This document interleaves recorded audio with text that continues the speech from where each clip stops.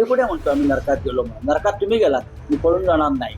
वर बोलण्याची गरज नाही. हा बालसाहित्याचा अपमान आहे. बघा, त्यांनी पुस्तक वाचावं. राऊतसाहेब, यावर रिॲक्शन येत आहेत. काल जे प्रकरण आलं त्यावर भाजप आणि शिंदे शिवसेनेतून रिॲक्शन झालेली आहे. प्रदेशाध्यक्ष बावनकुळे असं म्हणतायत या पुस्तकाचं नाव खरं तर नरकातला राऊत असलं पाहिजे. तर शिंदे असं म्हणतायत की बाळासाहेबांचे विचार मानले असते तर संजय राऊत यांना नरकात जाण्याची वेळच आली. आम्ही कुठे म्हणतो आम्ही नरकात गेलो म्हणून. नरकात तुम्ही गेलात. शिंद्यांचा संबंध काय? आदल्या दिवशी मला शिंद्यांचा फोन होता अटकेच्या आधी, अमित शहाशी बोलू का म्हणून. बोलो काही गरज नाही. नरक बघा, नरक कसा असतो.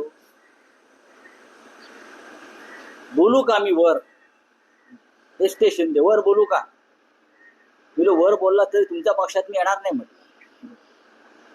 बरं का, काही गरज नाही. मला उद्या अटक होते आणि मी तुरुंगात जातो. मी पळून जाणार नाही म्हटलं. वर बोलण्याची गरज नाही. मी बोलू शकतो एकटावर. मी समर्थ आहे.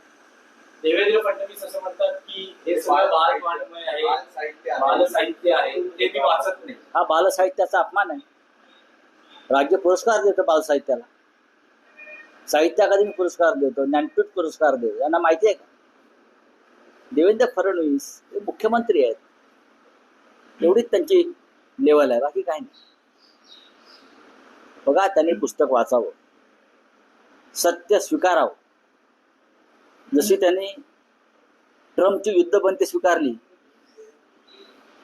प्रेसिडेंट ट्रम्पने लादलेली युद्धबंदी स्वीकारली आणि आता तिरंगा यात्रा काढतायत, तसे त्यांनी या पुस्तकातलं सत्य स्वीकारा. एवढंच मी सांगतो. राऊतसाहेब, तुम्ही असं म्हणतात की एकनाथ शिंदेचा फोन आला होता. पक्ष फुटीनंतर झालं होतं. पक्ष फुटल्यानंतर एकनाथ शिंदेचा पूर्ण गड बाजूला तेव्हा ते मुख्यमंत्री होते. तरी ते तुम्हाला मदत करण्यासाठी धावून आले असं बघा, असं आहे की ते आले, पण मी म्हटलं नाही. मी ठाम आहे ना. मी ठाम आहे. मी झुकणारा माणूस नाही. माझी